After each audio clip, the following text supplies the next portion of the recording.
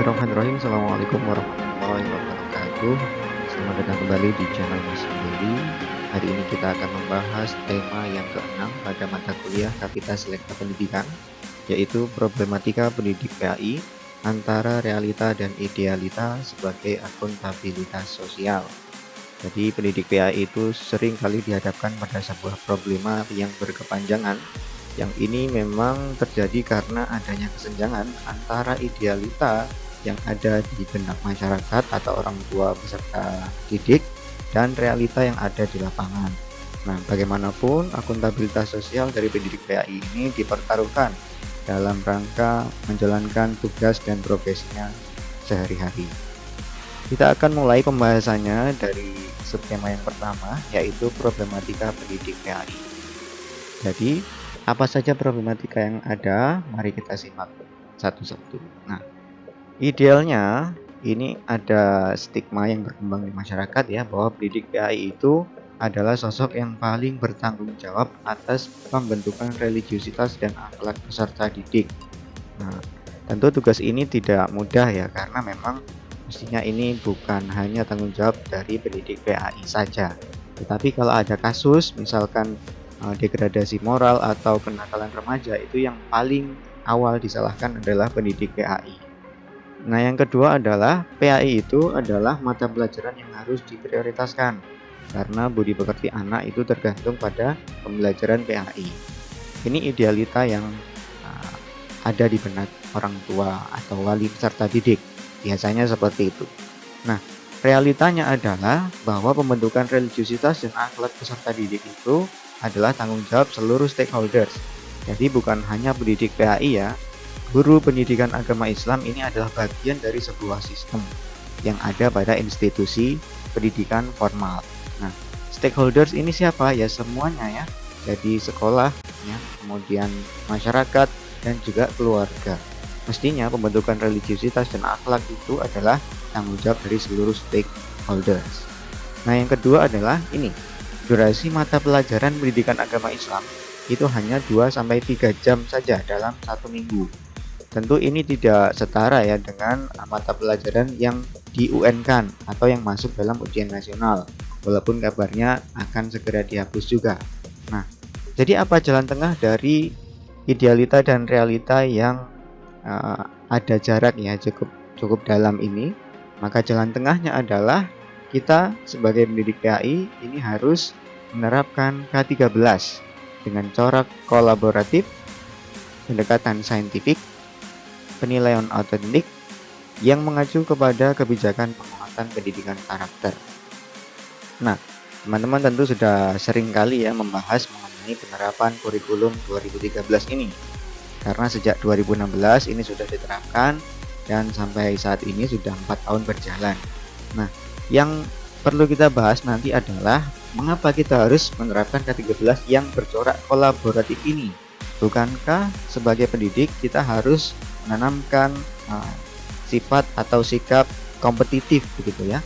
Ini maunya peserta didik nanti bisa berkompetisi, kenapa kita harus menggunakan corak kolaboratif?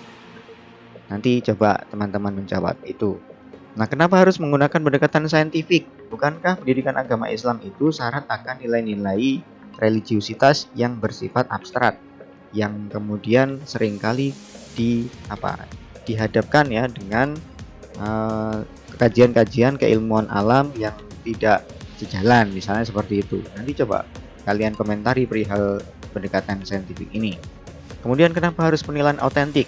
Bukankah PAI itu yang penting akhlaknya bagus? Nah, jadi bagaimana cara menilai akhlak itu? Apakah harus dengan ujian, tes tulis, atau bagaimana? Maka ini, kenapa harus menggunakan penilaian autentik? Coba nanti kalian komentari juga. Oke, itu tadi problematika pendidik PAI ya di lapangan. Sekarang kita akan bahas akuntabilitas sosial dari pendidik PAI itu. Akuntabilitas sosial itu apa? Kita harus pahami dulu. Pertama adalah bahwa akuntabilitas sosial itu merupakan tanggung jawab moral ya dari seorang pendidik PAI kepada orang tua atau wali peserta didik khususnya dan masyarakat luas pada umumnya atas kinerja dan profesinya, yaitu sebagai pendidik pendidikan agama Islam. Nah, Jadi mestinya ini harus sinergis ya dengan misi dari pendidikan nasional yang kita saat ini sedang mempersiapkan generasi emas ya. Maka inilah yang menjadi tujuannya, yaitu membangun generasi emas 2045 yang dibekali keterampilan abad 21. Sejak awal pertemuan kita seringkali membahas keterampilan abad 21, tetapi beragam ide, gagasan ini luar biasa ya, banyak sekali konsep-konsep yang bisa kita masukkan ke dalam aspek keterampilan abad 21 ini. Nah, di sini saya akan memperlihatkan beberapa aspek yang menjadi pokok ya dari keterampilan abad 21 tersebut. Nah, pertama adalah kualitas karakter. Jadi karakter ini harus dipersiapkan ya terkait dengan persiapan pembangunan generasi emas tahun 2045. Nah, ini termasuk keterampilan abad 21 ini adalah kualitas karakter. Nanti akan kita jabarkan satu persatu. Yang kedua adalah literasi dasar. Ini kemampuan peserta didik dalam memahami konsepnya, memahami konsep yang ada di dalam kehidupan sehari-harinya. Jadi apa saja nanti kita akan bahas satu persatu juga. Yang ketiga adalah kompetensi. Nah, ini tadi. Kalau yang dididik adalah kompetensi, maka ini harus serius. Kompetensi dalam hal apa saja yang menjadi acuan dari keterampilan abad 21 ini nanti. Oke, kita bahas dulu yang pertama, yaitu kualitas karakter. Kualitas karakter yang harus ada, yang pertama adalah religius. Ya, bagaimanapun religiusitas ini menjadi penting, terutama kita sebagai pendidik PAI ya, pendidikan agama Islam, berkaitan langsung dengan religiusitas peserta didik. Ini wajib. Yang kedua adalah nasionalis. Sebagai warga negara yang baik, kita juga harus menanamkan nilai-nilai kebangsaan dalam diri peserta didik. Yang ketiga adalah mandiri. Nah, kemandirian ini juga menjadi penting karena nanti ketika menghadapi masyarakat ya, setelah peserta didik menyelesaikan studinya, maka kemandirian ini adalah tolak ukur keberhasilan. Nah, yang keempat adalah gotong royong. Meskipun kita berkompetisi, tetapi tetap harus ada nilai-nilai gotong royong, sebagaimana konsep ta'awun yang pernah kita bahas pada tema sebelumnya. Nah, yang kelima adalah integritas, yaitu kesatuan antara pola pikir, ya, kemudian tindakan, dan juga rasa. Nah, jadi ini ada semacam link ya, atau keterkaitan dari kelima karakter utama yang harus dikembangkan di dalam kualitas karakter yang ada pada diri peserta didik. Ini adalah aspek yang pertama pada keterampilan abad 21 yang dalam yang dalam kapasitas kita, yaitu frame untuk membangun generasi emas 2045. Kemudian aspek yang kedua adalah literasi dasar. Apa yang harus kita tanamkan? Yang pertama adalah literasi bahasa. Dalam berbahasa ini harus diperhatikan ya secara serius. Bagaimanapun bahasa itu tidak hanya bahasa lisan, tetapi juga bahasa tulis. Nah, bahasa tulis atau bahasa tulisan itu seringkali digunakan ya, terutama pada penggunaan sosial media. Hari ini satu kata saja bisa beragam makna ya, apalagi kalau dipelesetkan dan dipergunakan tidak pada tempatnya. Kemarin ada kasus sebuah kata yang menjadi viral sekali, yang kemudian mendapat feedback yang luar biasa sehingga menjadi sebuah permasalahan publik sampai nyangkut KPAI juga ya di situ.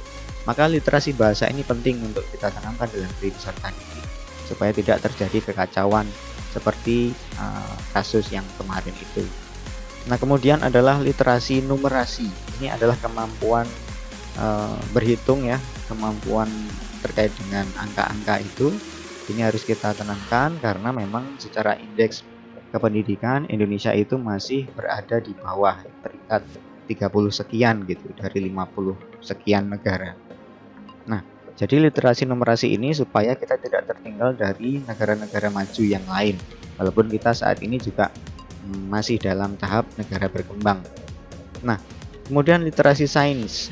Nah, kenapa kok PAI kemudian berkaitan dengan sains? Nah, ini mestinya harus kita tanamkan sejak dini ya, bahwa pendidikan agama Islam sekalipun juga tidak lepas dari ilmu pengetahuan alam. Ya, jadi tidak hanya keilmuan akhirat saja, tetapi sebenarnya ada keterkaitan yang erat ya dengan sains itu, baik itu sains alam maupun sains sosial. Nah, yang berikutnya adalah literasi digital. Ingat, keterampilan abad 21 ini adalah sebuah keterampilan yang memang harus dimiliki oleh generasi milenial, yang dimana generasi milenial itu sehari-harinya tidak bisa lepas dari penggunaan gadget ya. Maka literasi digital ini harus kita berikan sejak dini supaya peserta didik tidak gaptek ya, tidak gegap teknologi, juga tidak tidak latah begitu dalam menggunakan produk-produk digital. Nah, banyak juga produk tradisional yang kemudian dilakukan proses digitalisasi juga.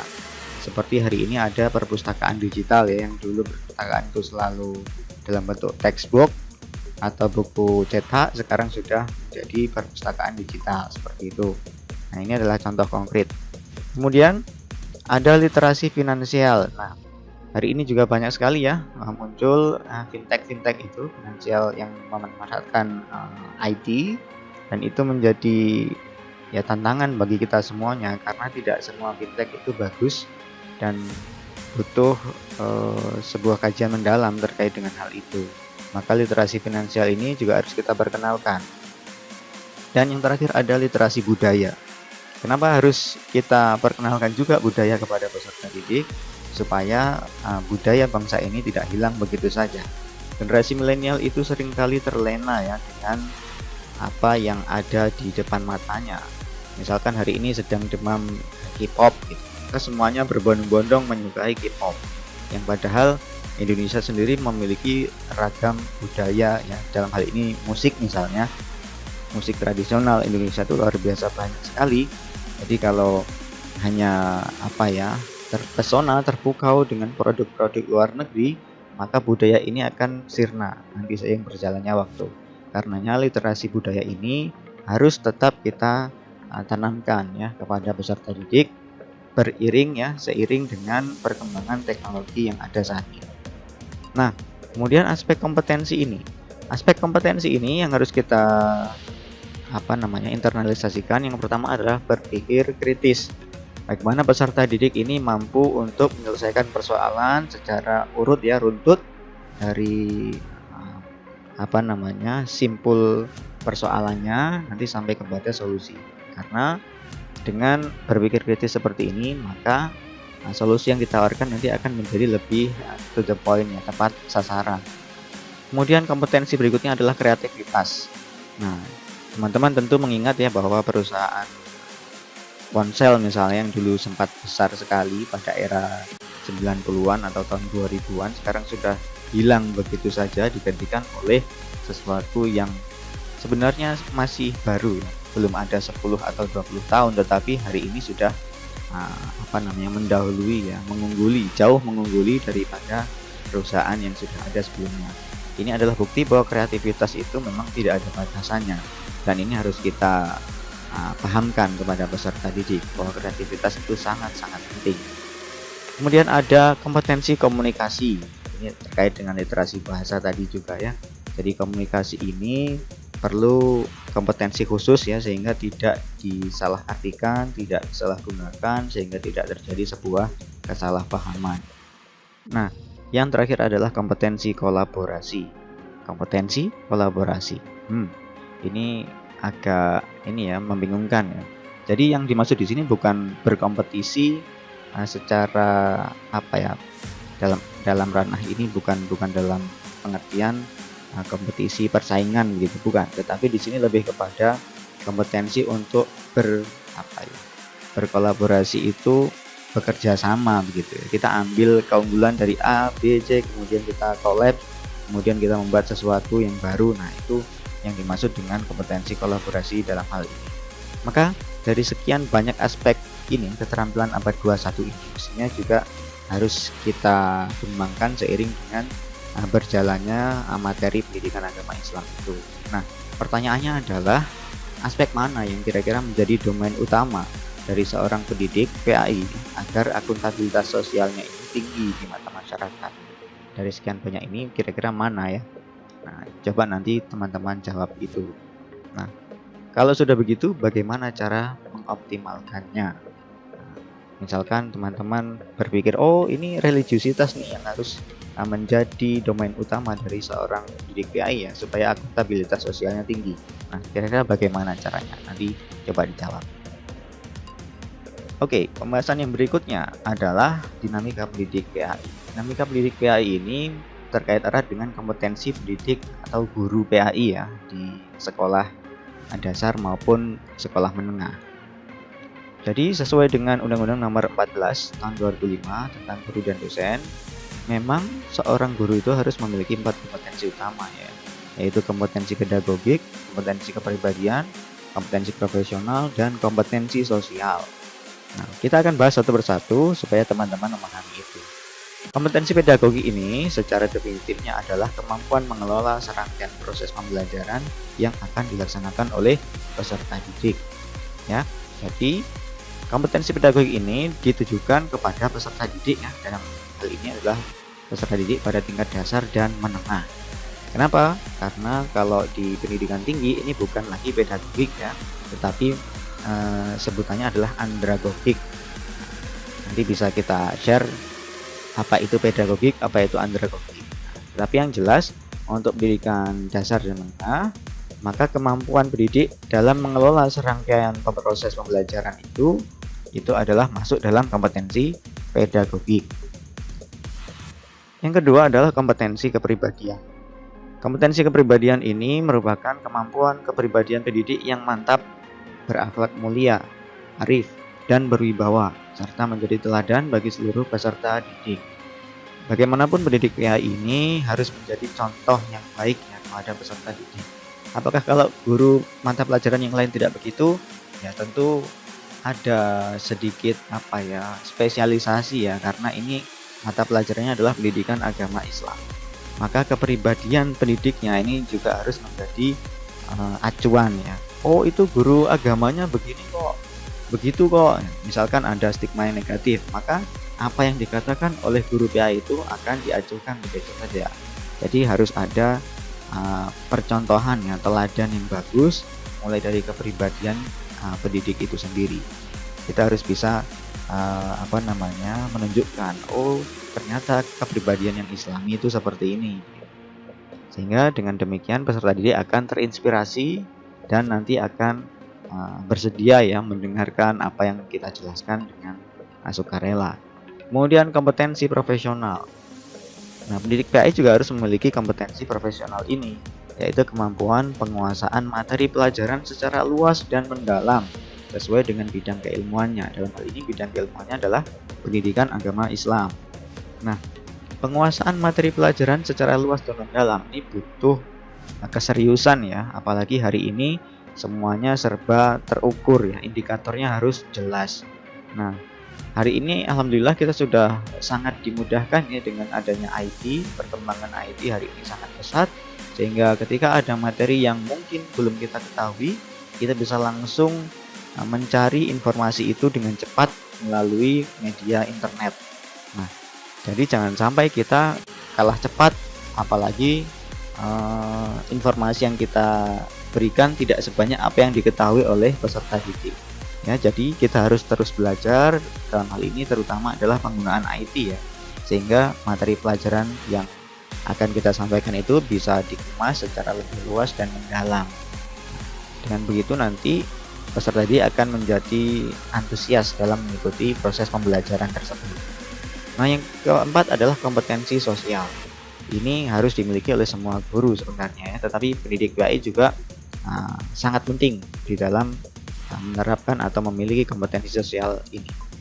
Kompetensi sosial itu adalah kemampuan berkomunikasi dan berinteraksi secara efektif dan efisien dengan peserta didik, dengan sesama guru, dengan orang tua atau wali peserta didik, dan juga masyarakat sekitar ya pada umumnya.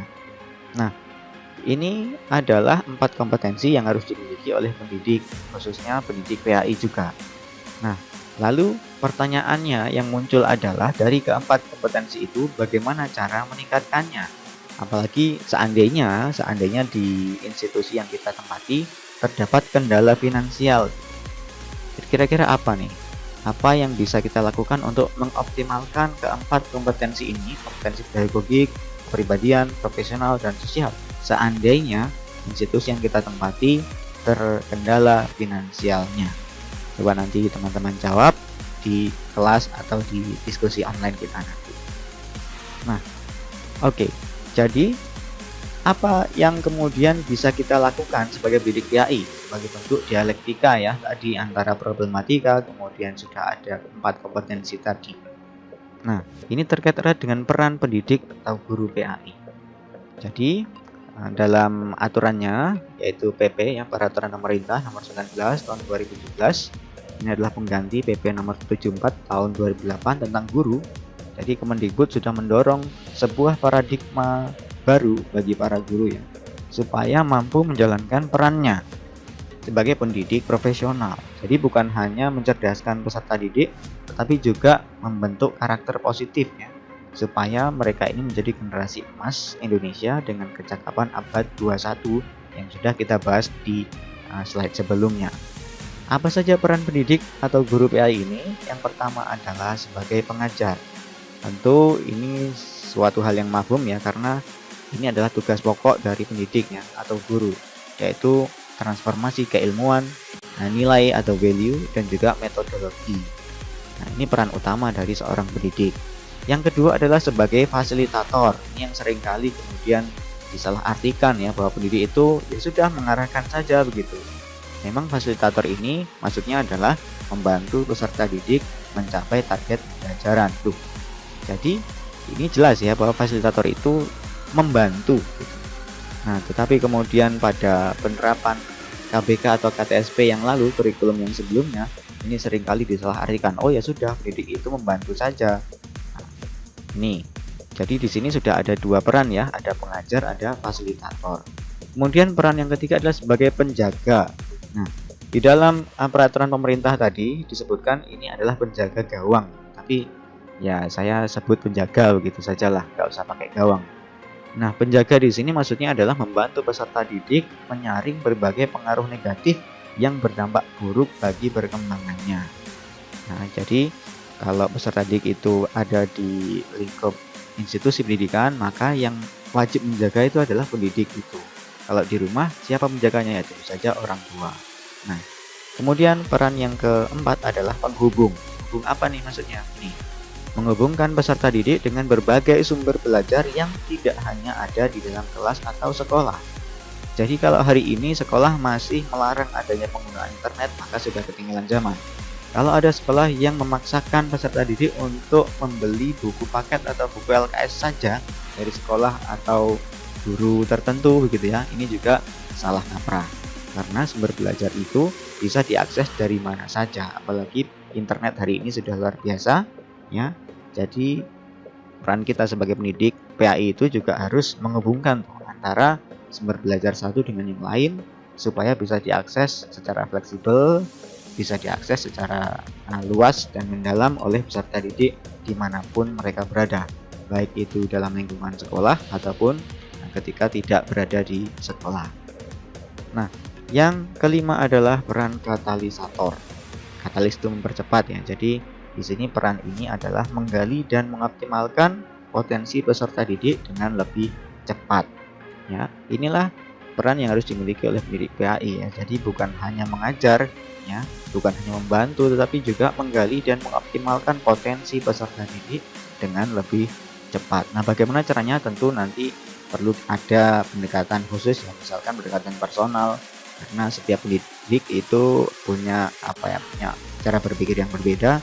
Setiap peserta didik ini juga punya keunikan yang sangat khas begitu ya, yaitu antara satu peserta didik dengan yang lain memiliki potensi yang berbeda, sehingga perlu ada pendekatan personal yang lebih mendalam. Nah, jadi menurut teman-teman, apakah ada peran yang lain selain 5 peran yang sudah saya sebutkan tadi?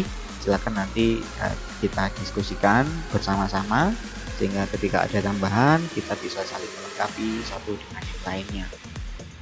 Oke, sementara begitu dulu. Terima kasih atas perhatiannya. Kita lanjut pada diskusi online di kelas masing-masing. Sampai jumpa pada pertemuan atau materi berikutnya. Keren, tetap semangat, jaga selalu kesehatannya. Wassalamualaikum warahmatullahi wabarakatuh.